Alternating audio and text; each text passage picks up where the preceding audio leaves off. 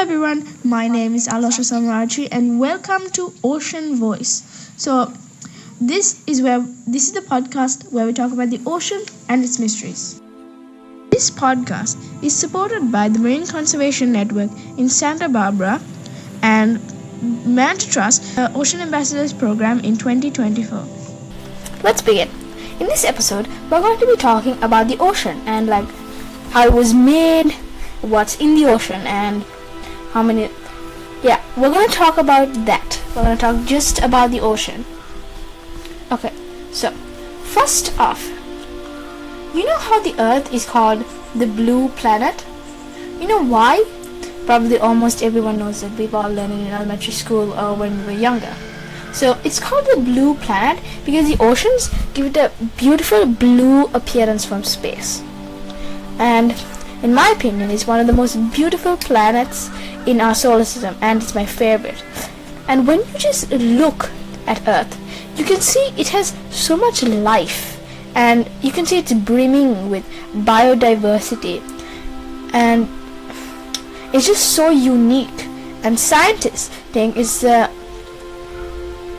only known planet in our universe which is thought to have life, which makes it even more unique and bizarre. So the oceans, they contain about 97% of all the water on Earth, and the rest, the 3%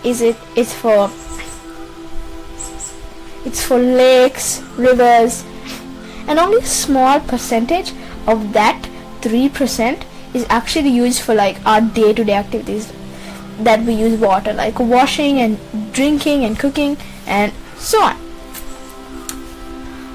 So you guys have probably heard of the fact that more of the moon is mapped than the oceans. There are very, very few maps of sea floors, and only 5% of the oceans are actually explored. We don't know what's going on in the other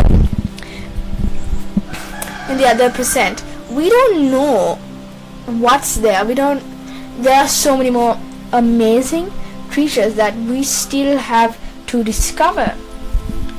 Also,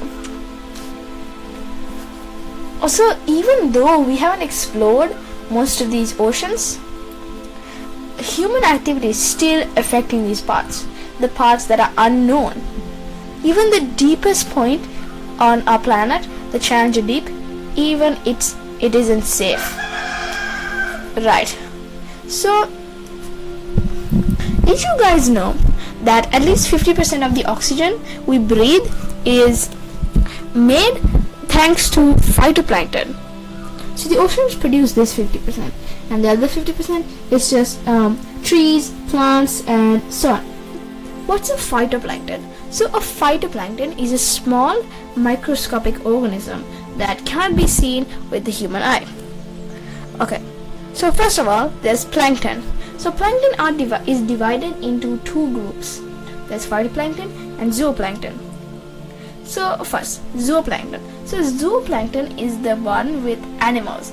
It's the animal part of plankton.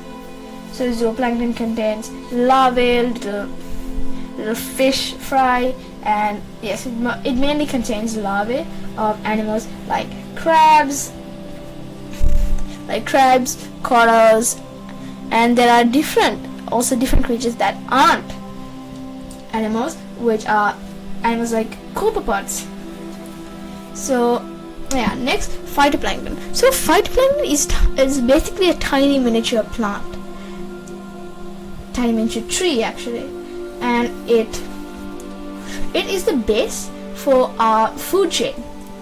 So it is the base for everything. So something eats the phytoplankton, and mainly the zooplankton eat the phytoplankton, and then the zooplankton is eaten by something else, and so on and so on. And so that is the base of the food chain, the oceanic food chain. Right. So all of you have probably learned when you were still in school, when you were just a small child, that there are 5 major oceans. Okay, so there's the Pacific Ocean. There's the Pacific Ocean, Indian Ocean, Atlantic Ocean, Arctic and Antarctic. So those are the main oceans, right? So the first one, the Pacific Ocean. So it's the largest, deepest and oldest ocean we have. So the Pacific Ocean is estimated to be around 200 million years old. So the Pacific Ocean formed during the breakup of the supercontinent Pangaea, and it replaced an even older ocean called the Pantalasia. So when it broke up and the Earth was divided, so the Pacific Ocean replaced Pantalasia, which existed during the time of the dinosaurs, and it covered most of the Earth. And so the Pacific Ocean covers 1/3 of the Earth's surface. So its borders are Asia, Australia, and the Americas. So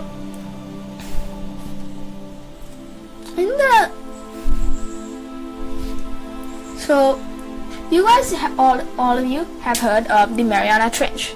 So the Mariana Trench is the deepest place on Earth. It is the deepest trench we have, and the deepest point on Earth is actually located in the Mariana Trench. It is called the Challenger Deep. So it goes down to over 10,984 meters, or 36,037 feet. That is so deep. You can actually fit an entire Mount Everest into there, and you still have a couple of kilometers left. So the Challenger Deep was actually researched by the HMS Challenger in 1875, and it was actually named after this ship, the HMS Challenger. That's why it's called the Challenger Deep. Also, it has a volume of over 710 million cubic kilometers. I can't even think about how much that is. That is just absolutely mind-blowing. Okay, so you guys have probably, some people have probably witnessed or heard of the El Nino and La Nina events. So these events start in the tropical Pacific, and it impacts all the weathers worldwide. Did you know that the Pacific Ocean is home to over 25,000 islands? You might have thought it was like the Indian Ocean that had the most islands, because there's the Maldives, Sri Lanka, and there's Java, Sumatra, and some other even islands I can't even name. But who thought that the Pacific Ocean has this many islands? It's crazy. Also, the farthest point from any land, Point Nemo, is located in the Pacific Ocean. And so once you get there, which is almost impossible, you can never get out. Even in a helicopter, it's so far away, you can't even think once you get there. If you're stranded there, you're doomed. Right. So just like the insane amount of islands in the Pacific Ocean, there are more than 75,000 underwater volcanoes in the Pacific Ocean. So these underwater volcanoes are basically like underwater geysers. These are called hydrothermal vents. So there's this thing called the Ring of Fire around the tectonic plate of the Pacific Ocean. So it's basically a ring of fire because of all these underwater volcanoes and Japan. So Japan has like so many earthquakes. It's because it's like right near the tectonic plate, which like separates where the two tectonic plates meet. So when it's crashing and coming apart, those earthquakes are formed, and therefore that is why Japan has so many earthquakes and a lot of so going back to hydrothermal vents. So how do hydrothermal vents work? So basically, cold seawater, it seeps into the cracks in the ocean crust, and it gets superheated by the magma below the seafloor, like a kettle. And so the hot water, it picks up minerals from the rocks, and it erupts back to the ocean vents as often in like big black clouds of smoke, like when there's like a fire or something, and usually in those things, no, like more like an actual volcanic eruption, because all the minerals and like the coal and everything, it's launched into the air from the pressure from the volcano. But it's like almost like the same in the hydrothermal vent, but like the hot water picks up minerals from rocks, and that is actually quite beneficial. And these clouds are very, very mineral rich, and hydrothermal vents are often referred to as black smokers. Right.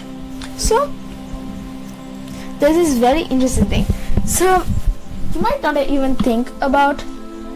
Okay, just to clarify, the hydrothermal vents are very, very deep below the ocean. Very, very deep, like thousands of kilometers deep. So you might not even think that a hydrothermal vent is a high place for biodiversity, but it is, which is quite surprising, even when I got to learn about it.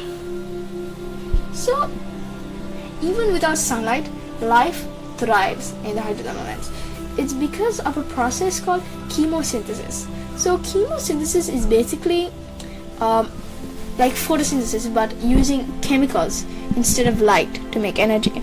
And basically everything revolves around chemosynthesis. There are chemosynthetic bacteria, shrimp, which some different species which host chemosynthetic bacteria, and there are a variety of different creatures in these hydrothermal vents. But we'll talk about this in a different episode, and we'll go a deep dive into it because it is a very interesting topic. But the Pacific Ocean, is also home to the Great Barrier Reef. You guys all have heard of it. It's like on the coast of Australia, and it is the largest coral reef in the world, and it stretches more than 1,429 miles. So this area is now protected as a World Heritage Site.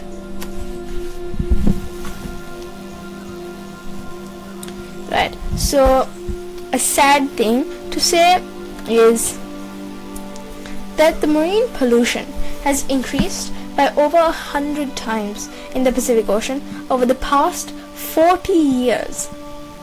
So the pollution is most prevalent in the north part of the Pacific Ocean. So the main culprit for the pollution for plastic pollution is small fragments of plastic which float in the water. And you might not think that it's that important or it's harmful, but it is. It pollutes the surrounding environment and endangers wildlife. So this is how it basically works. So a piece of plastic breaks down because of the sun's UV rays and the tides and the wave activity, and it breaks down into tiny pieces, and these tiny pieces become very toxic over time because it absorbs the UV light from the sun, and so they become very toxic. And then a small zooplankton, usually it eats this microplastic, that's what we call it. It's a small tiny fragment of plastic. So this zooplankton eats the microplastic, and then the food chain, it continues, and then the microplastic eventually ends up in our stomachs, which is quite devastating. And the Pacific Ocean is also home to the Great Pacific Garbage Patch. So the Great Pacific Garbage Patch is actually an ocean gyre. So an ocean gyre is a place where the currents of the ocean, they come together and then like they make a gyre. So this Great Pacific Garbage Patch has so much plastic, it's unfathomable. It is so much plastic, and it's growing by the day because all of these ocean currents, they come to this one spot, and ocean currents from all over the world and plastic from all over the world, whether it be America or India, they come to this Great Pacific Garbage Patch, and they all accumulate and they just choke the ocean, and there is no sign of life in the open ocean. Yeah, you might not think there's much life in the open ocean anyway, but yes, there is, and it's quite diverse and quite complex. And these areas which are choked by plastic become known as dead zones, places that are unable to host any life, and we'll talk about that in another episode. Also, in addition to this, the Pacific has been also polluted by the debris of satellite crashes, such as Mars 96, which is like broke up over a 200-mile stretch of the water, and also hit Chile and Bolivia. Right, now we're going to talk about the second ocean, the Indian Ocean. So the Indian Ocean is our youngest ocean actually, and it's the warmest ocean. It stretches about 70.56 million kilometers, and the average depth of the Indian Ocean is 3,741 meters or 12,274 feet. So, like all the other oceans, the Indian Ocean also has a deepest point. So this is the deepest point in here is known as the Java Trench or Sunda Trench. So it's approximately 7,258 meters, which totally retaliates the average depth, and so it is the warmest ocean, like I mentioned earlier. So it has a lot of coral reef systems and very, very tropical, and that's a place that people go to for like a holiday retreat or whatever. And so there are different ecosystems here, and coral reef systems like in the Maldives, Sri Lanka, and the Chagos Archipelago. They have so much biodiversity, and so this ocean is important for monsoons, marine biodiversity, and like shipping, because it's like a commercial ocean, and you get what I mean. So it borders Asia, Africa, and Australia. So it has such an incredible biodiversity. It has especially like tropical and coastal regions, and there are fish and animals that are only found in the Indian Ocean, because they have evolved and adapted to be in the Indian Ocean in like warm temperatures. For example, let's take pygmy blue whales. So pygmy blue whales stay on the side of Mannar in Sri Lanka, and that's because they love like coastal tropical temperatures. And even though blue whales usually migrate, why do they need to migrate? Because like they got everything they want here in their home. They got krill, and they got a nice area, protected areas for them. And why do you need to leave home when you got everything you want here? So yeah, pygmy blue whales, they don't migrate. But the other type of blue whales, the largest ones, they migrate all over the world, and they go mostly to Arctic regions where there is an abundance of krill. But in the tropics, like the Indian Ocean, there are also a lot of krill. Right, now we're going to be talking about the Antarctic Ocean. Right, as you get from the name, it surrounds Antarctica and is cold and rich in nutrients. So the Antarctic Ocean is the most important ocean for regulating global climate and carbon storage. So it's like basically So yeah, it's basically like it like manages all of the heat, and it manages all of the global climate, because it's basically a frozen land which there's an ocean surrounding it. Yeah, but so the average depth of the Antarctic Ocean is 4,000 meters, and the deepest point is the South Sandwich Trench. So its depth is 7,235 meters, or 23,736 feet. So the water temperature is extremely cold, as you expect from Antarctica. The water temperature is around minus 2 degrees Celsius to 8 degrees Celsius. I can't even imagine how cold that is. Also, have you guys heard of the ACC? Not like the AC you have in like a hotel room, but the current. So it's called the Antarctic Circumpolar Current. So it's the strongest ocean current in the world. It circulates around Antarctica, affecting global climate and ocean systems. That's what makes the Antarctic Ocean so important.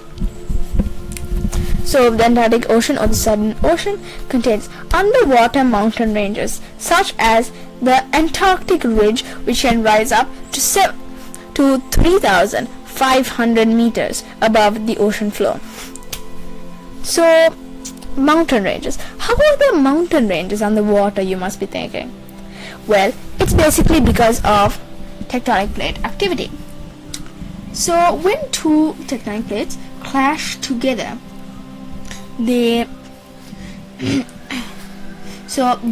because of this clash, they create a mountain, like how the Indian continent, how like India got attached to the Asian continent. That's why we have Mount Everest, because of these years of the tectonic plates merging into the main continent. So that's how these mountain ranges are formed. So these singular mountains, they are known as seamounts, and they are incredible space for biodiversity. They are a hotspot, and it's a place where most animals, they mate and breed, and where they stay. So usually sharks, they love hanging around seamounts, and we'll be talking about seamounts in another late episode. Okay, so going back to the South Sandwich Trench.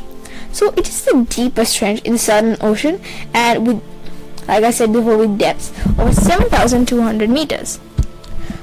So the deepest point in this trench is known as the Meteor Deep, and that reaches a depth of 8,266 meters. Right. So you've probably just seen krill. They are basically miniature versions of shrimp or prawns. So, but these guys are a very important and major food source and a keystone species in the Antarctic food web, especially Antarctic krill. So they're a major food source for whales, seals, and fish. And if they're gone, most animals, like blue whales, whose diet completely consists of krill, they are gone. And I didn't even think that seals eat krill, but they do. So when you think about a coral reef, you think about in the shallows, in like beautifully colorful and in very like warm temperatures. But surprise, surprise, there are coral reefs in the Antarctic Ocean. Yes, surprising. Right. So basically, these are called deep sea corals, and they don't use sunlight to survive, unlike their cousins upstairs in like the shallow temperate regions. So they are deep sea corals and sponges, and they make such beautiful ecosystems, and we'll be talking about the deep in a later episode, which we have to really dive into, because it's such a complex and intricate topic. So there are many different like I said before, seamounts, they have such incredible biodiversity, and having these corals, these deep sea corals and deep sea sponges is part of that biodiversity. So these corals are usually found near seamounts. Okay, so these deep sea sponges and these cold water corals are adapted to the cold. Okay, so the next ocean we're going to be talking about is the Atlantic Ocean. So the Atlantic Ocean is the second largest ocean that we have, and it lies between the Americas, Europe, and Africa. So this was the most important ocean for trade and history. So for example, the Christopher Columbus voyage. His voyage was across the Atlantic Ocean. So the Atlantic Ocean covers approximately 20% of the Earth's surface and is approximately 150 million years old. So something very interesting. So the Mid-Atlantic Ridge. So it's located obviously in the Atlantic. So it is a giant underwater mountain range created by the tectonic plates pulling apart. So these underwater mountain ranges, seamounts, can be created by tectonic plates pulling apart or coming together, like clashing. So in the Mid-Atlantic Ridge, so it supports like weird and wonderful creatures, and all along this ridge there are hydrothermal vents. So like I talked about before, hydrothermal vents with a superheated water full of minerals, and it gushes out through these vents, and it supports like weird and wonderful creatures that I'm going to mention now. For example, giant tube worms, vent octopuses, and deep sea eel pouts. There are so many different interesting creatures here, and like I said before, we have to cover this in a completely different episode. So one of the Atlantic Ocean's most mesmerizing features is the Milwaukee Deep, also known as Puerto Rico Trench. It's the deepest point in the Atlantic and one of the deepest locations on Earth's surface, plunging into an astonishing depth of around 28,000 feet or 8,500 meters, which is quite impressive. Also, unlike other seas, the Sargasso Sea, located within the Atlantic, has no land boundaries. So it's defined by its ocean currents, characterized by clear blue waters and floating seaweed known as sargassum. So this seaweed is named after this sea. So this unique sea is an hotspot for a variety of marine species such as fish and shrimp. Right.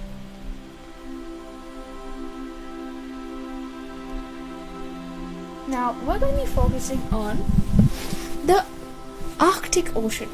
So it is the smallest and shallowest. So it's covered in ice most of the year, and it's home to very familiar creatures of the snow such as polar bears and seals. So they are very, very sensitive to climate change. So let's wrap it up about the oceans, and now we're going to be moving on to how the oceans were actually formed. So these oceans were actually formed 4.6 billion years ago, and it's a very interesting story, and we're going to go deeper into it, but I'm just going to cover the basics today. So first, Earth forms. It's a molten ball of rock with intense volcanic activity. When I say intense, like a volcano is exploding every 2 minutes at least. So much volcanic activity. You won't even, if you were an alien and you looked at that planet, you would never think, oh, there's gonna be life there. No, you'd never think that. It was that much of a desolate, deserted place, and it looked like it could not hold a single bit of life. So then these volcanoes started to release steam or water vapor, which rose into the atmosphere. Yeah, even though there was an atmosphere in the beginning, it started to form over time, and over time the earth cooled, and this steam condensed into clouds. And it's so because of these clouds, these torrential rains, it rained for like millions and millions of years, and slowly filled the earth's basin, all meteor craters and all volcanic, like all meteor craters, and they filled those basins with water. And then the oceans formed in the low-lying areas, and they became stable and able to contain life over 3.8 billion years ago. So some scientists speculate that some of this water may have come from icy comets crashing into Earth. So, and then lastly, Earth's rotation and gravity help like the water to keep from escaping into space. Like you see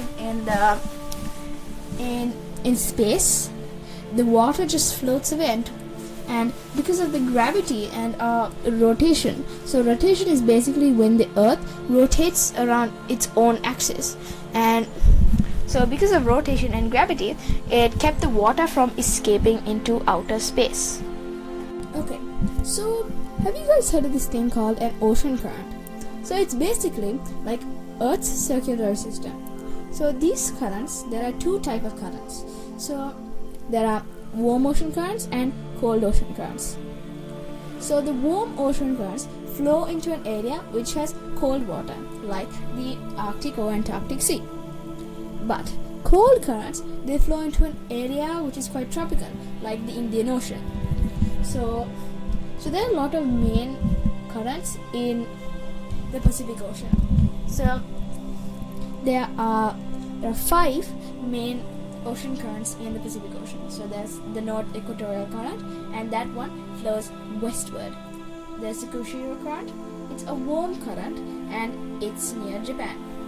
So it flows east from Japan after like deflecting from the island. And there's the California Current. It's a cold current and flows southward. So, and the last two are the South Equatorial and the Peru currents. So you guys might be thinking, like, the ocean only contains water and salt. No, that's actually not the case. But what does the ocean actually contain? So the ocean is just more than salty water. It contains water, obviously, and it contains about 96.5% of it. And there's salt, mainly sodium chloride, basically table salt, and minerals like magnesium, calcium, potassium, dissolved gases like oxygen, carbon dioxide, and nitrogen, and tiny life forms like plankton and bacteria, like I talked about earlier about the plankton. And there's organic matter. So there's dead plants. The plants come from the seaweeds, obviously, and animals. And then lastly, there's human stuff. Sadly, some pollution like plastic and chemicals, I think specifically microplastic and chemicals, has made its way to every corner of the planet, even the tragedy. I talked about this earlier, and it's a very big issue in our oceans today. Also, why is the ocean blue? Okay, like the sky is blue. Is it just like, Okay, so the ocean appears blue mainly because the water absorbs colors in the red part of the light spectrum. So blue light gets scattered more and reflects back to our eyes. So when the sun shines, the blue wavelengths penetrate deeper, making the water look blue. In shallow areas with white sand or coral, it may look turquoise or greenish. So this is all of our time for today, and so So before we end this episode, I just want to give a huge thanks to the Marine Conservation Network and other conservations which give us a lot of support. And so thank you everybody for listening, and I'll welcome you all in a different episode. Bye.